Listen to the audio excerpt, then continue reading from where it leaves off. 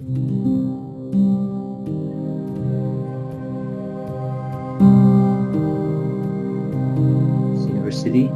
of Mashhad. He's currently an assistant professor there. Dr. Asadollahi, if you're, are you here? Yes.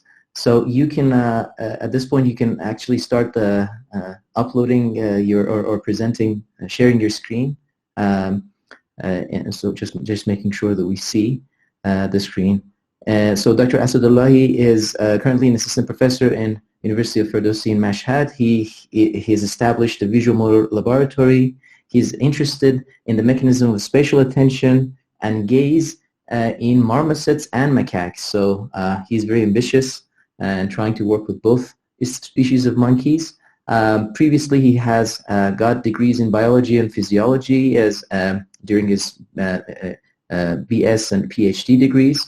And he has been a postdoctoral researcher in Stanford University with Eric Knudsen, working barn owls. 40 minutes or so, I'll be talking about the circuit mechanisms of target selection for attention and gaze in the midbrain. I will talk about some experiments in barn owls and also some more current experiments and empirical data in macaque and marmosets. So first I will introduce target selection for attention and gaze, and then talk a little bit about the anatomy of the midbrain gaze circuitry, mainly in the avian system. Then I will show some physiological results showing saliency representation in the midbrain maps. And then I'll talk about bottom-up and top-down competitive interactions in primates SC. Finally, I hope I get enough time to talk about the reciprocal feedback inhibition as a mechanism for target selection. Let's see what target selection is for gaze and attention.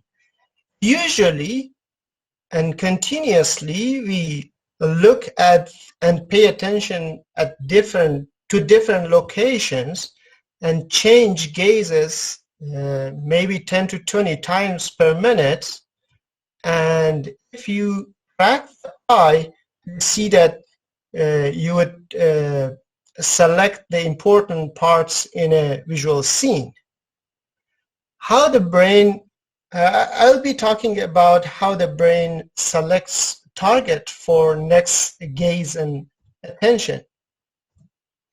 Okay, if we look at such a pile of fruit and want to choose a green apple, you got to search and finally voluntarily find the apple on the right side.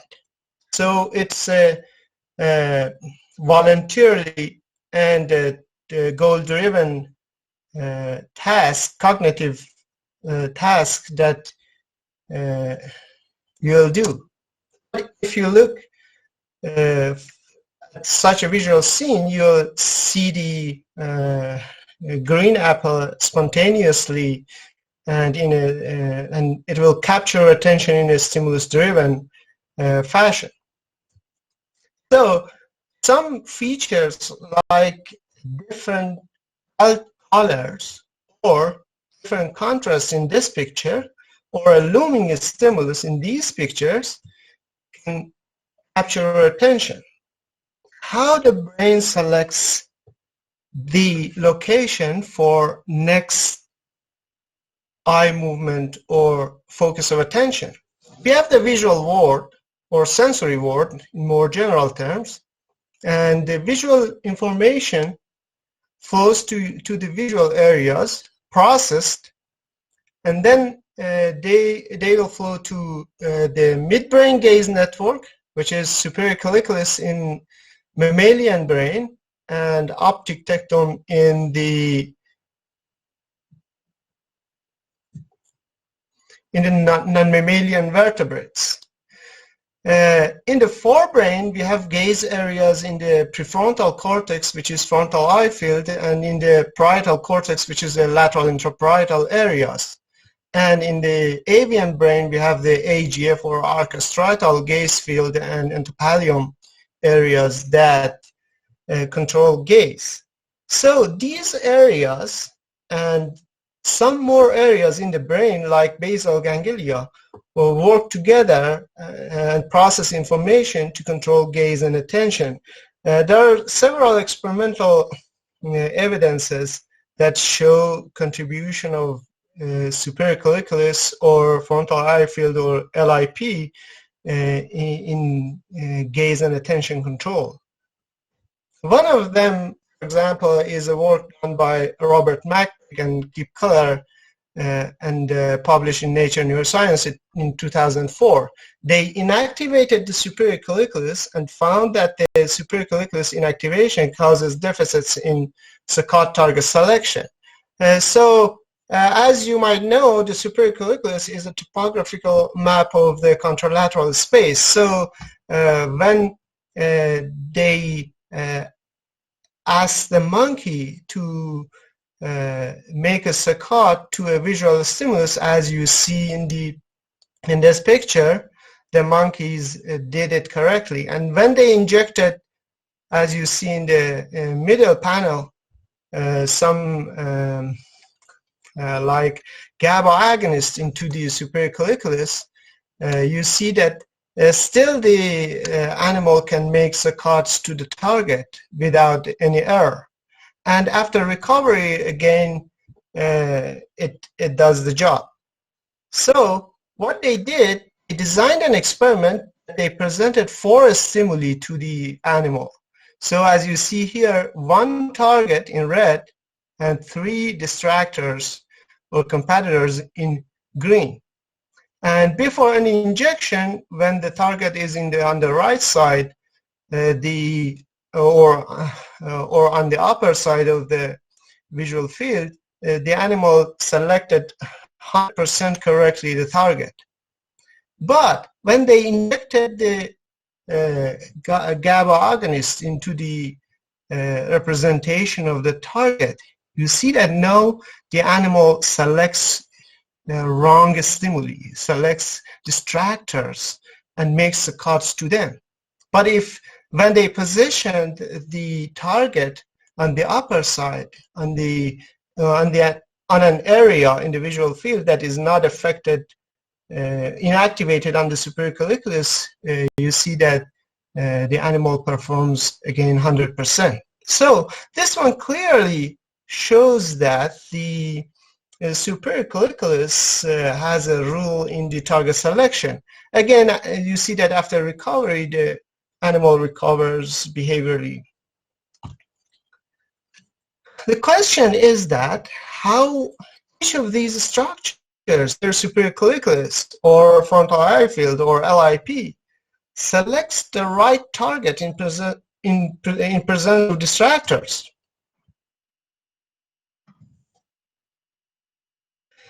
The first theoretical model for this was proposed by Ullman and Koch in 1985, and then Koch and his team elaborate their model. For example, E.T. and Koch, this is a picture from a paper published in 2000 by E.T. and Koch, and as you see in their model, they say that different features like colors, intensity, orientations are processed in different neural maps. And then these mini-maps are integrated into a more master map, a kind of master map, which is called saliency map. Here I highlighted it with red. And this saliency map means that regardless of the feature or modality of the stimuli and their location, the neurons on this map can compare the salience of stimuli across the entire space, and finally in a winner-take-all manner algorithm, they can select the strongest stimulus. That's what they proposed, and there are some evidences that there are several areas in the brain that actually process or represent sort of saliency map. For example, this is a sort of theoretical map that you can see. The animal looks at two stimuli simultaneously, and two stimuli are represented as two hills of activity at two locations in this map. Several areas, as I mentioned, like frontal eye field, lateral interparietal area, and superior colliculus show such saliency map. Here I want to show you some data, neurophysiological data, that how the superior colliculus or midbrain processes the visual information and then selects the most important location. So I'll be talking about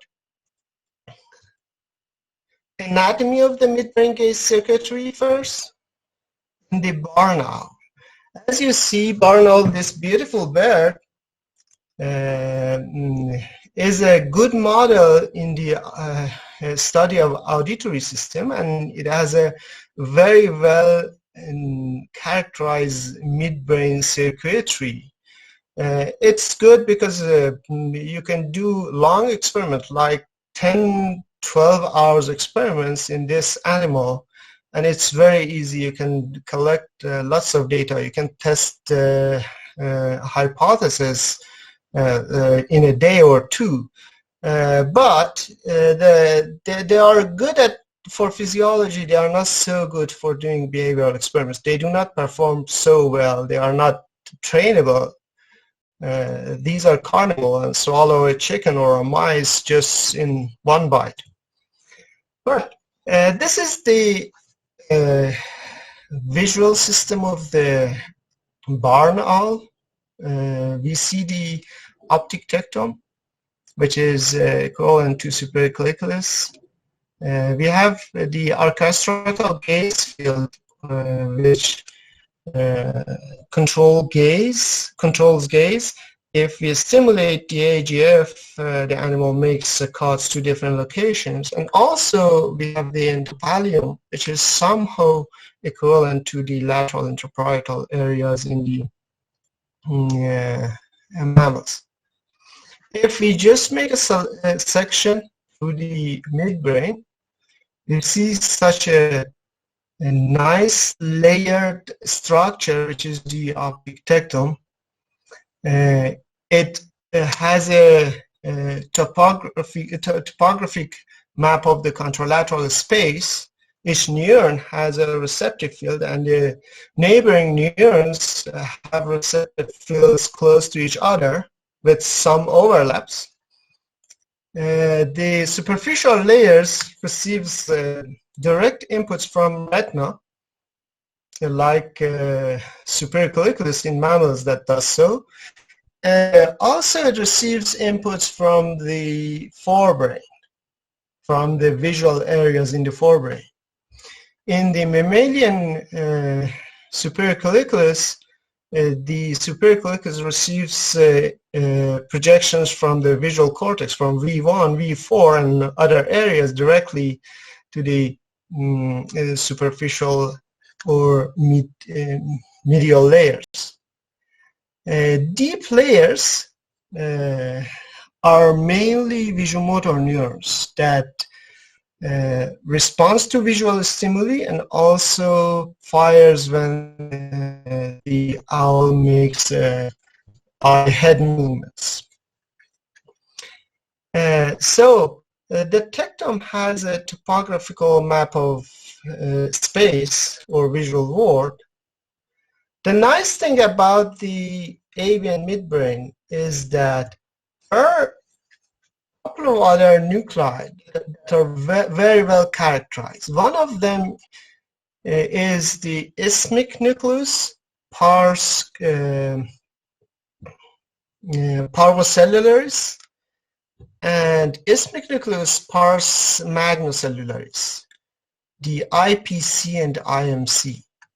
IPC has and IMC also, both of them have a map of the control visual field. IPC is connected to the tectum in a homotopic fashion, as you see here. the Tectum has several layers and projects to the IPC. So IPC has a map of the contralateral visual field. Also, it projects to the IMC, which is a GABARGIC structure and has a sort of coarse topographic map of the visual contralateral visual space. IPC is a cholinergic nucleus, is a very homogeneous cholinergic nucleus that projects back exactly to the same column that it received its inputs. On the other hand, IMC, which is a GABAergic nucleus, receives focal projections from the Tectum and projects back to the all locations in the deep layers of the optic Tectum and also to the IPC.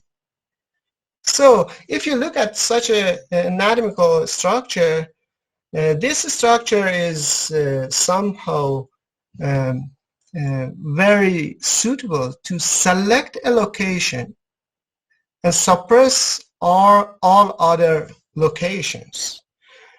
So it seems that it should be somehow involved in target selection or sort of visual, spatial attention or gaze control.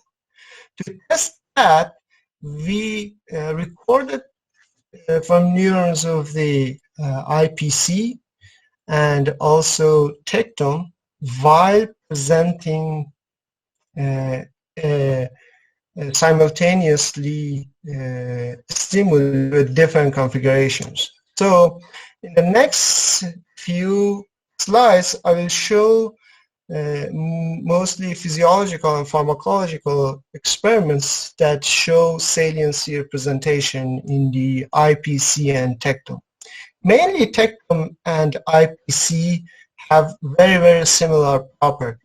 Those are based on the data that we recorded in these structures.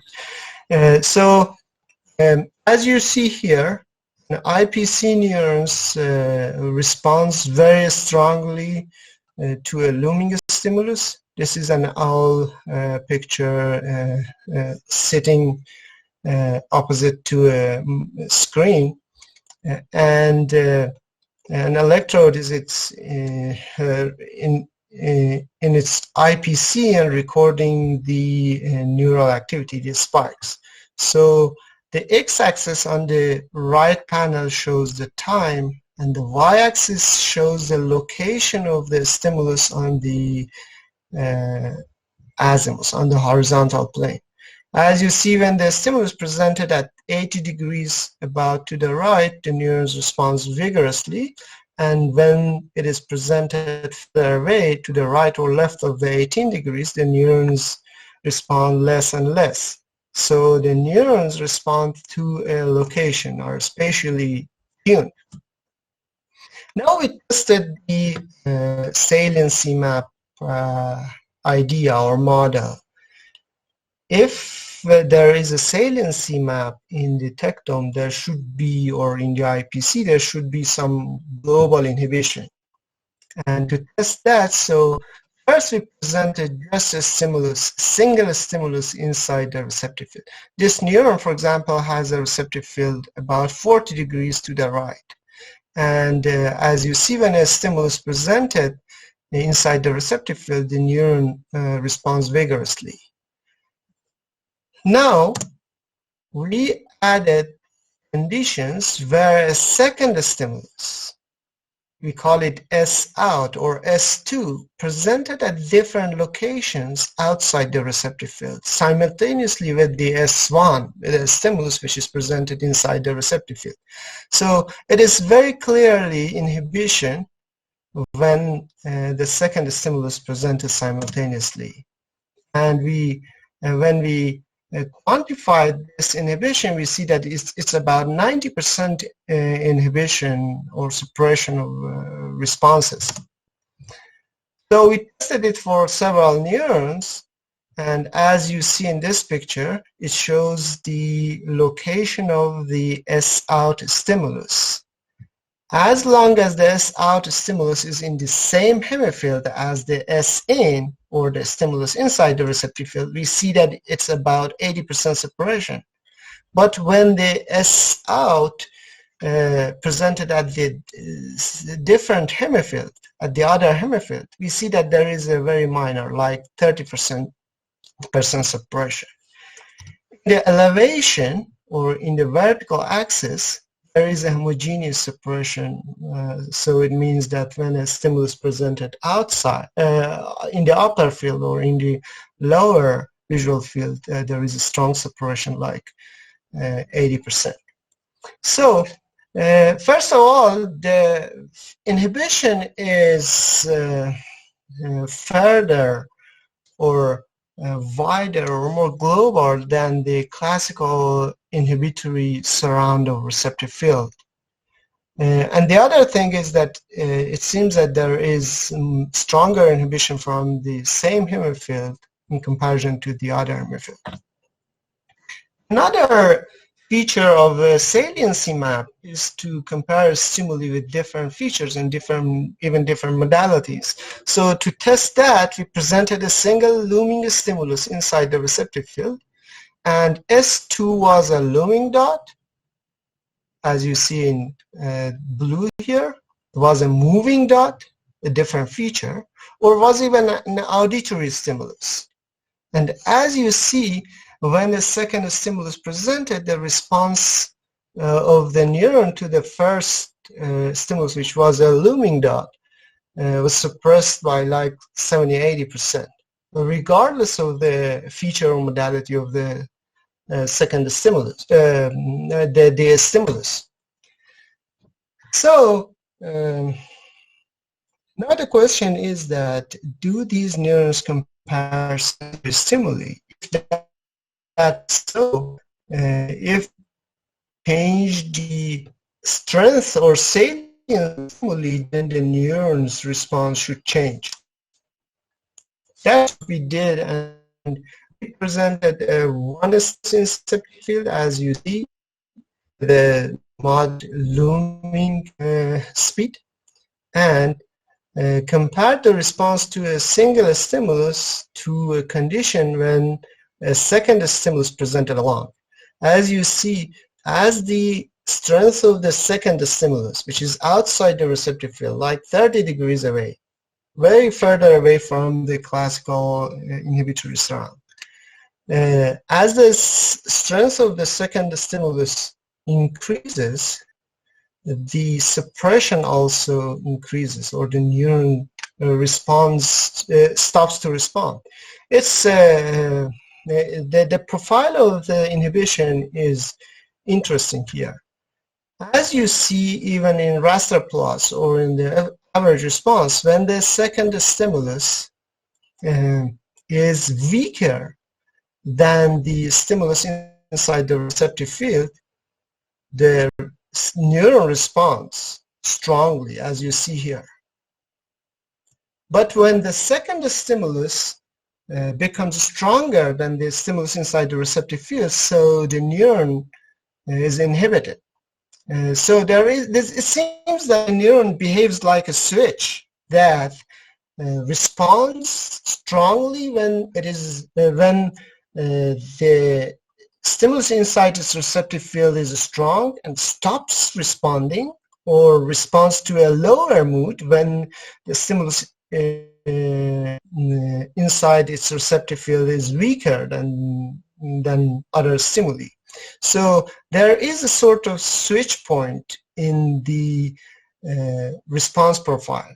So we measured this switch point by fitting a sigmoid and tested to see if there is a difference between switch value, which your switch point, and the stimulus inside the receptive field value. And so as you see, there is not much difference. So it means that the switch point happens at the S in lumen speed. If that's correct, if we change the increase or decrease the S-in value, then the switch point should change. And exactly is what we observe.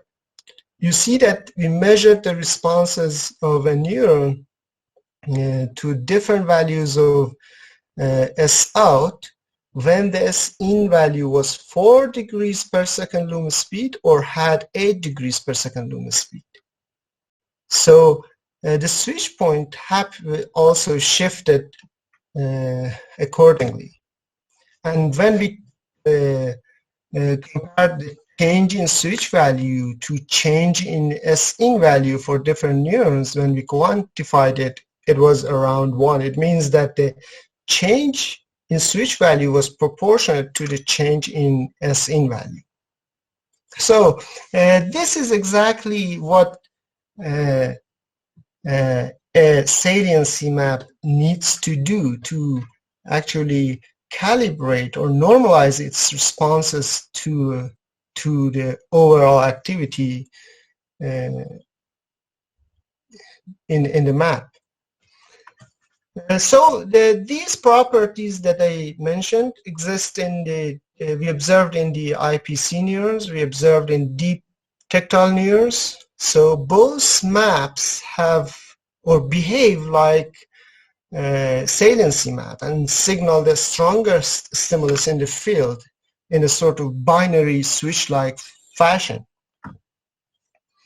Moreover, these cholinergic neurons oscillate very conspicuously at sort of 20 to 50 hertz. As you see in this left raster plots, at 80 degrees azimuth, we see that the spikes oscillate and in a very clear way. And when we measure the frequency, we see that the oscillation happens mainly around 35 hertz. And it is sort of true for like many neurons, 50, 60 neurons that we tested. So this suggests that the IPC somehow is connected to the tectum in a topographic or homotopic way and amplifies focally the activity of the tactile neurons, and also by bursts of spikes in 30-40 hertz, it somehow synchronizes activity across tactile layers. To test that, we recorded responses of OT neurons and interphoretically blocked IPC responses very focally. This is what we did. We measured the azimuth tuning of the tactile neuron, as we see in the red here. It's in the intact condition. And then it's before blocking IPC. And the IPC and tactile side was very sort of aligned. So when we inactivated or blocked the IPC activity, we see that the responses in the tectum somehow dropped. And this reduction in response is maximal when the IPC and tactile sites are fully aligned. The distance between OT and IPC receptive field centers is around 0 or is less than 5 degrees. It seems that IPC, when it exists, amplifies responses in the tectum and also makes it more focal. It means that IPC enhances strength and resolution of visual information in the tectum, like a flashlight that just enhances or the quality and the strength of the picture. It acts like a cholinergic amplifier in the midbrain and focally enhances visual signal in the Tectum. Okay, all these experiments were in barn owls with much more detail, but the thing is that all these experiments are in sedated owl, so we could not do much behavior. To do that, and test these effects in behaving animal and correlation to the behavior, we started some experiments in marmosets. So a graduate student of mine, Jawad, works on marmoset as his PhD thesis. And as you see, we head fix marmosets, put a chamber on the head, and then track the eyes and record activity of the SC neurons to competing stimuli. Monkey fixates stimulus presented at the inside the receptive field and we record responses.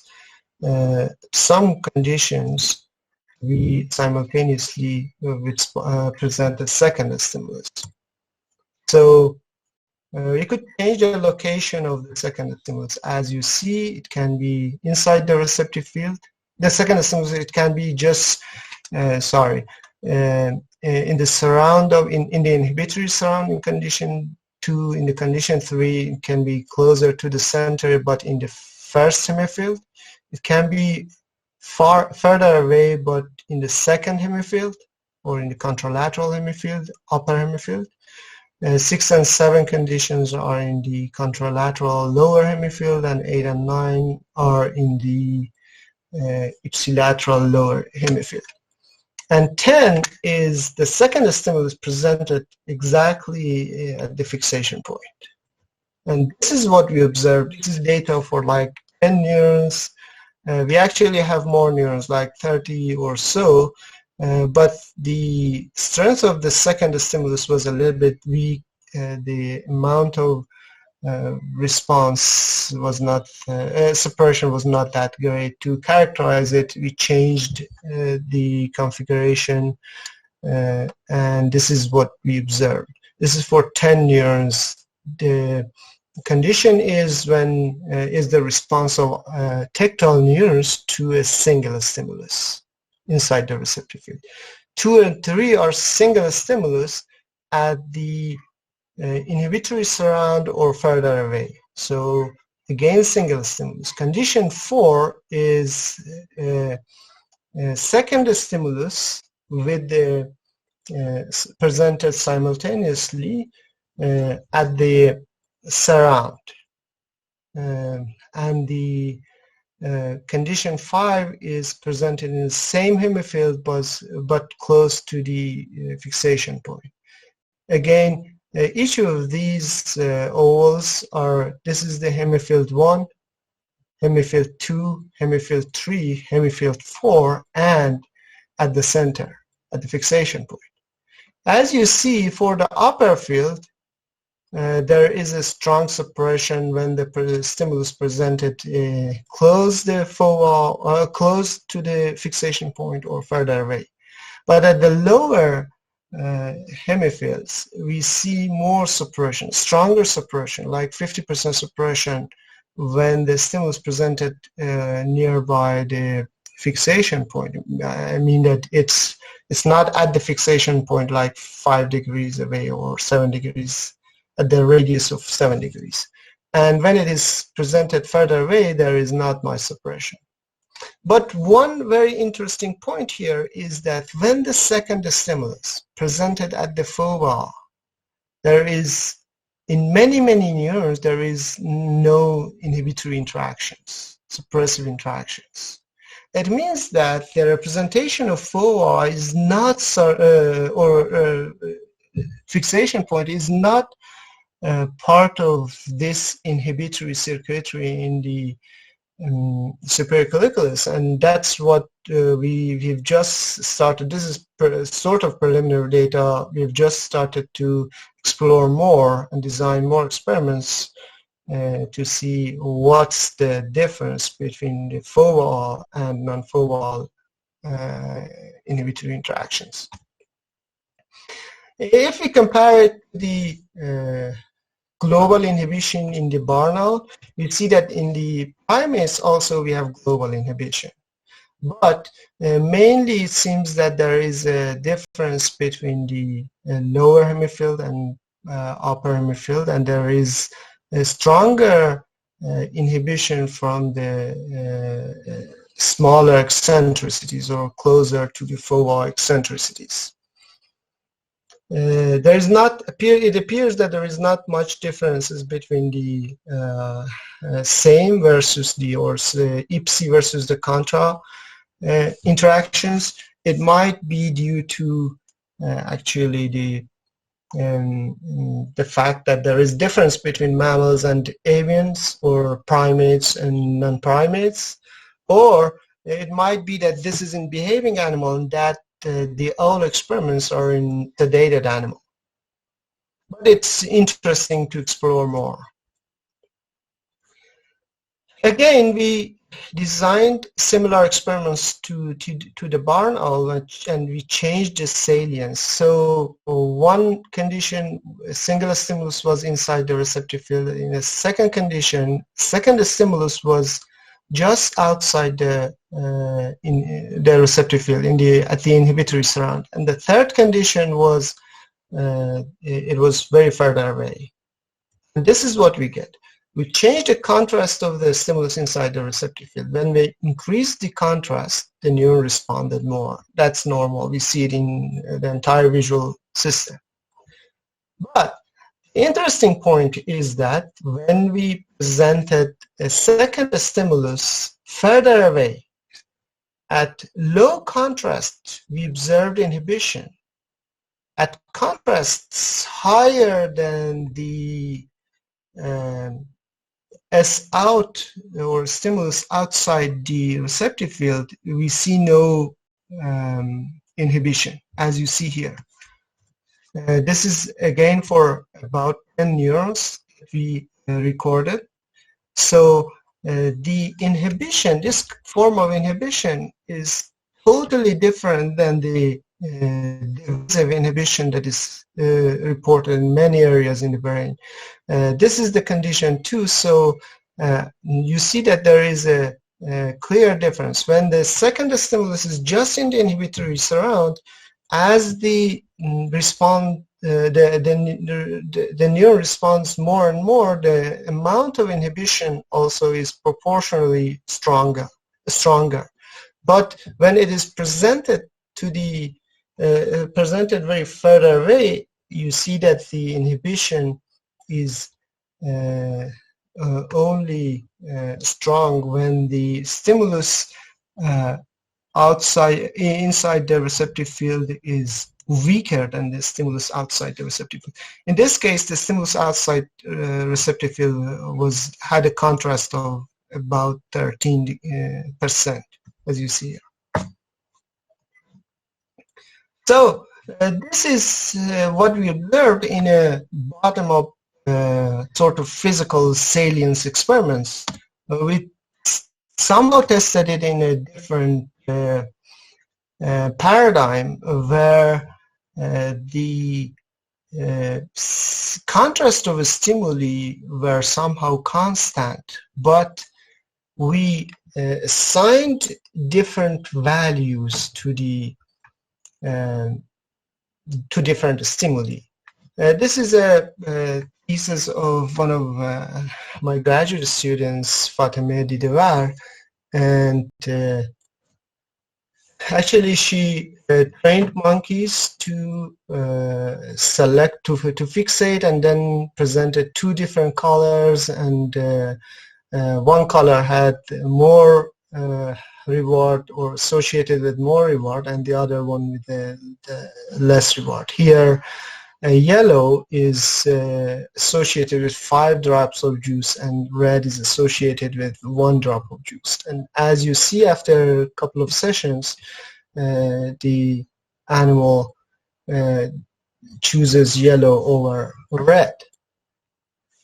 And We trained monkeys to do it for 5 colors, for 1 drop, 1.5 drop, 3 drops, 5 drops, or 7 drops of juice.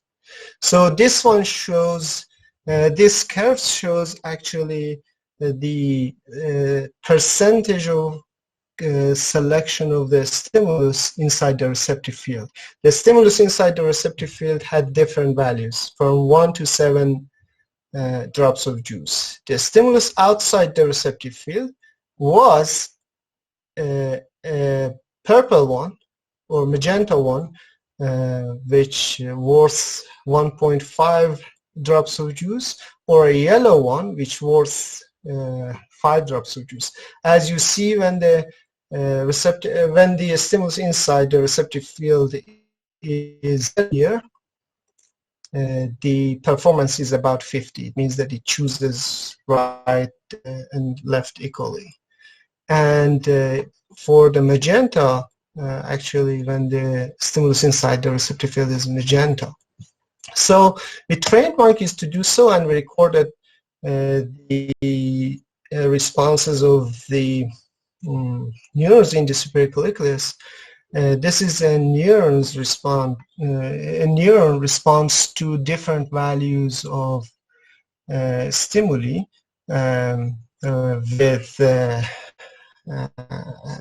with only one stimulus inside the receptive field. Here there is no second stimulus. But I show it here to tell you the window that we analyze the data. And here is the neural responses. This is for like 21 neurons, and responses of a neuron to neurons to different values of the target inside the receptive field, or stimulus inside the receptive field, when the stimulus outside the receptive field is yellow, or when it is magenta. As you see, again, we see that at lower values, we see more suppression. This is very, very similar to what we observed here in the sort of contrast experiment. So I think we are running out of time, and I'm almost done. The question is that what can somehow be the physiological mechanism for this?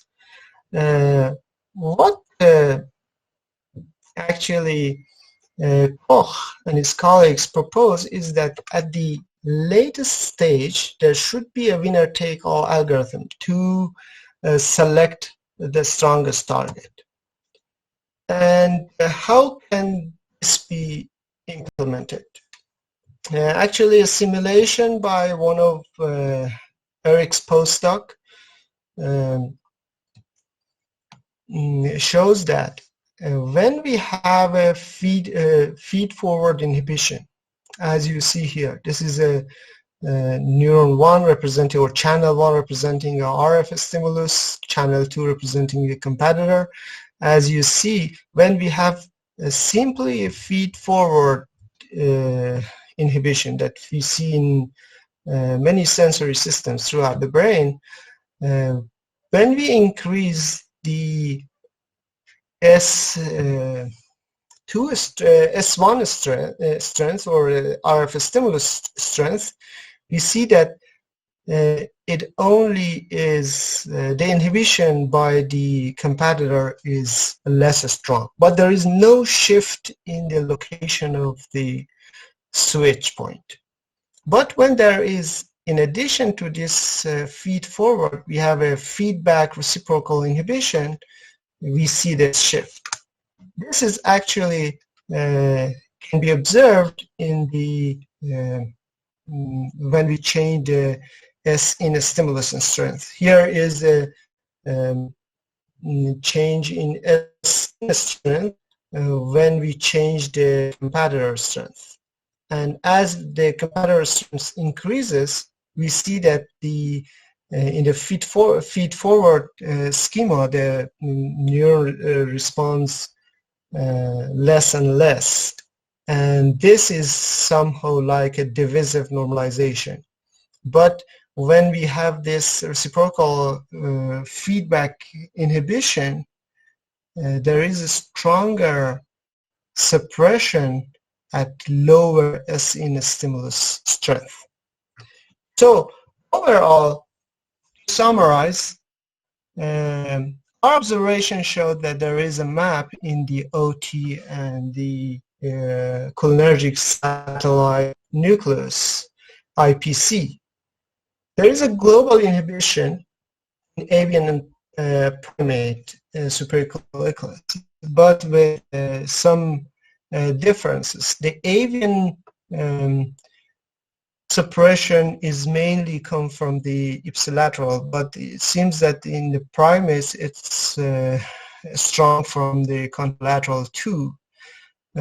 One important thing in the new data that we observed is that it seems that the fixation point stimuli cannot suppress the more peripheral stimuli, or it seems that the fixation point is sort of different or separate sort of area from the rest of the network. Based on two kinds of experiments that we did in monkeys and owls, it seems that both bottom-up and top-down competitive interactions have similar mechanisms. It's been shown in again in owls that similar circuitry mediates, or inhibitory neurons mediates, bottom-up and top-down suppression. But what we observed was that it's also true in behaving primates. And finally, there is sort of reciprocal feedback inhibition model that causes winner-take-all in avian primate brains. I should thank my colleagues and Eric in the Knutson's lab, my great students in my own lab, Jawad, Mrs. Didavar, Mrs. Khalasi, and others. And also I should thank institutions that support our research in fusion motor laboratory. Thank you so much for your attention. Okay, thank you very much, Dr. Asadollahi, for the nice presentation. So while people are getting ready to ask questions, it was very interesting. I was not aware of this center surround organization in supracolliculus with primates, which is very interesting. So first, tell me if this is this a completely new finding, or people knew about it? First question, and second is, what are the so the circuitry that you showed for barn owl was very interesting, and it looked like a classical winner-take-all mechanism. What are the homologs of those IPC, IMC regions? Do you think it's some cholinergic, GABAergic system outside supracolliculus in the brain responsible for around in supracolliculus with primates, or is it different? Or do you know any information about that? So two questions. First of all, is center surround a known effect in primates I was not aware of? And second is, is the circuitry similar with barn owls? Thank you so much. Great question. Actually, the separate patterns of the responses or center surround organization in the primates was new. I expected some differences between avian system and primates, but it was sort of unexpected difference between, or such a big difference between foveal and non-foveal stimuli. And we see it in many neurons. It is not in all neurons that we observe. But still, I think it's an important finding, and we are thinking about how to design more experiments to figure out what's going on. It was new to me too. Also, the difference in the pattern of inhibition in the contra versus IPSI hemifield was also different than ours. I was somehow neutral to what observed. It could be different or similar, but that has not been somehow quantitatively studied in primates before. For your second question, that was if such a structure exists in primates. Yes, exists. Actually, parabigeminal nucleus and peduncular pontine nuclei. Those are nuclei that are somehow satellites of the supercalculus, as nucleus parvocellularis or nucleus magnocellularis, or we have a disseminate nucleus in the avian system.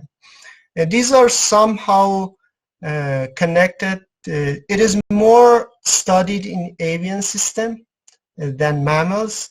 One reason actually that I switched to marmosets and from barn owl was that we did not know how the circuitry is in primates or in mammals. And I was searching for a model system to being able to do experiments, more neurobiological experiments like histology, tracing, and so on, and also being able to do behavioral experiments. Barn owl was not the good model. Macaque monkeys are not the optimal model because it doesn't work to cut a brain, and also after 2-3 centimeters going deep into the brain, it's very hard to hit or target a few hundred microns of the nucleus. So marmoset seemed to me an ideal model system, and that was the reason that I actually switched to marmoset. It has some good points, but it's very tough to work with. Okay, I thank you again, Dr. Asadollahi, for the nice presentation.